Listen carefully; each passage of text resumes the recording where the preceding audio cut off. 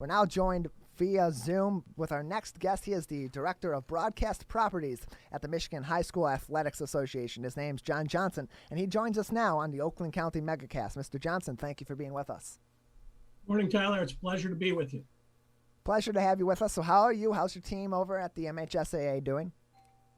Well, a lot of us aren't back in the office yet. Per some of the governor's orders, people who still can work remotely from home, they're recommending that they should. And so in order to keep our staff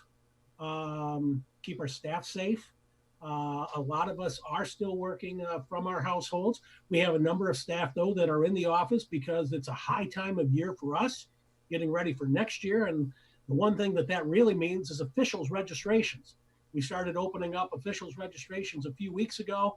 And so the phones have been, ringing off the hook with that. And of course, the phones have been ringing off the hook with a lot of questions from schools regarding COVID-19, things that they're allowed to do, and that kind of stuff right now. But we're moving full speed ahead right now, getting ready for fall sports. Welcome back to the Oakland County Megacast. I'm Tyler Keith. We're joined again by John Johnson with us here on the Oakland County Megacast. Some technical difficulties, but we're all set now, and he's back with us. John, you hear us? I can hear you just fine. Wonderful. So that's good. That's good to know. So, John, we were talking before we had to take a quick break there about some of the guidelines that will be in place for teams as they begin their practices. Could you review those for us again, please? Certainly. The first one starts with, every kid needs to be healthy in order to show up for practice. And that'll mean doing things like having your temperature taken when you get to the site. A number of schools have discovered an app that they can track everything with, and so they have their kids take their temperature before they leave their house to go to wherever the practice site is. If a kid registers a temperature in excess of 100.3, then that kid ought to stay home that day. And that's one of the most important things. That's going to be a daily staple, daily part of the routine. Another daily part of the routine will be working out in subsets. So in other words, maybe the same group of 6 kids or 10 kids or whatever that number that's allowable, have those kids all working together so that in case it's discovered that one of those kids has COVID-19, then the tracing process just gets a little bit easier. Then as far as what happens on the field, physical distancing is the term we like to use. Social distancing is the term everybody else has heard. But you need to keep the kids far enough on the field apart to be able to, be out of range, because this is transmitted.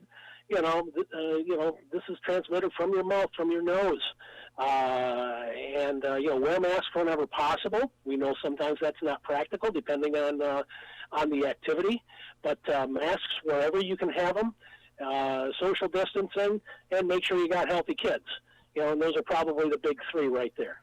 And everyone's looking forward definitely to the football season. That's the big sport in the fall. That's a major spectator sport. And as you mentioned earlier on in the interview, for a lot of these high schools throughout the state, it's a big point of revenue for them as well. But it's a contact sport that involves a lot of close proximity action between multiple people.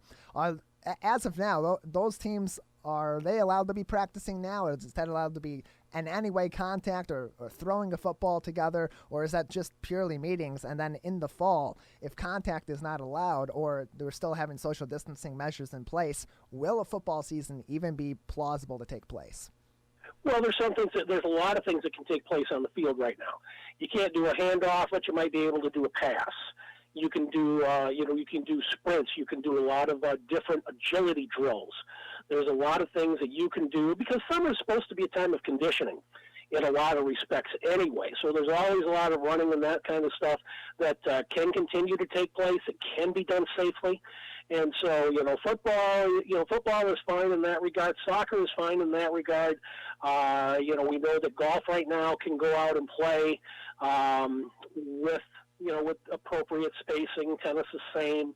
But the word across the board right now is, especially downstate, everything happens outdoors. Even weightlifting has to happen outdoors if you want to drag your weights out into the parking lot at the school. Have your spotters at the ends of the bars, not over the guy in the middle. But there's a lot of creative things that can be done and people are doing to get their kids together. The biggest thing is everybody's just excited right now that they can see each other and be with each other and do some team activities together.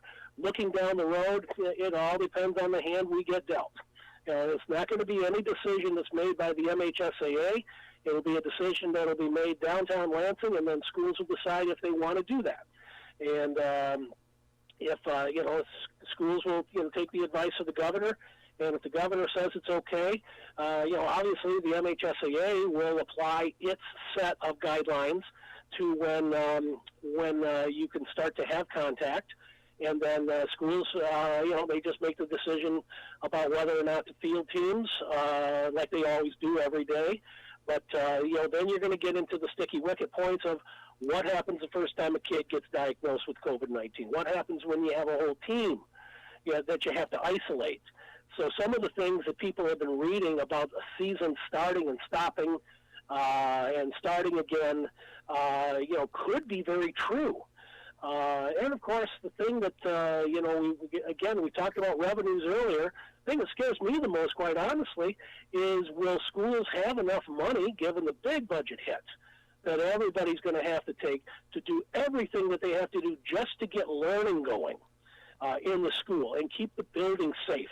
Can they do the same thing after school on the football fields, on the soccer fields, and that sort of thing? Because we do have to remember, at the end of the day, athletics are an after-school activity, after-school chronologically, and after-school in importance. John Johnson, the Director of Broadcast Properties with the Michigan High School Athletics Association, with us on the Oakland County MegaCast. Now, John, in terms of spectator sports, football, soccer, cross-country even, golf in the fall, what does the spectator point of view look like? What does the prospects for that look like for the fall season? Are we going to have fans in the stands? Is it going to be some regulations and different capacities that are required? Well, again, that's up to the governor.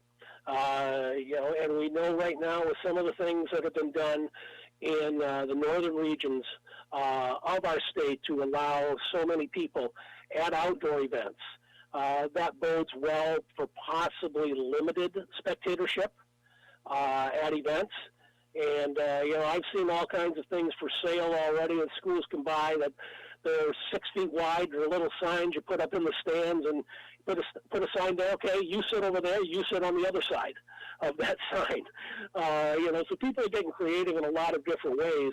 But again, like so many other things, like I said before, we've got to wait until we've got some cards in our hands to know what we're going to be able to do as an association of schools.